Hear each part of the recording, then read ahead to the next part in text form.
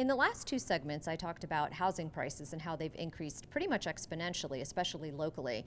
But what about inflation in general? Sure, we know that housing prices are a big component of inflation, but what about inflation as a whole? Over the last 12 months, prices have increased for all goods about 5.4%, and this is historically quite high. I don't think price increases are necessarily transitory. I think some of them are structural and are here to stay. On the supply side, you have a shutdown, which basically means that raw, intermediate, and final goods cannot be produced by producers the way they normally are. And then the supply chain itself, in terms of transportation, distribution, and logistics, also came to a halt, and that made the bottlenecks even that much more difficult. Now remember that some of those barriers and some of those distortions were already there during the last administration due to tariffs, not only with China but also with Canada and other trade partners. All of these different factors on top of the simple fact that a lot of businesses closed. So for instance, maybe your favorite restaurants are no longer there and you're going to different ones, but there are fewer of them, so they can perhaps charge more.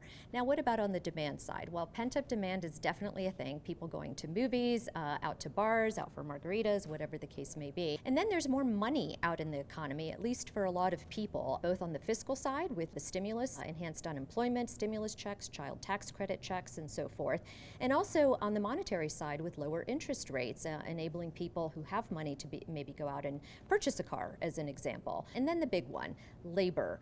We already had a shortage of qualified labor before the pandemic, and now that's even exacerbated with lower labor participation rates, but we don't really have enough qualified workers, and we have fewer of them. So those labor shortages and increases in wages, I think, are here to stay, and for all of those reasons, the confluence of these factors, I think inflation is going to be around for a while.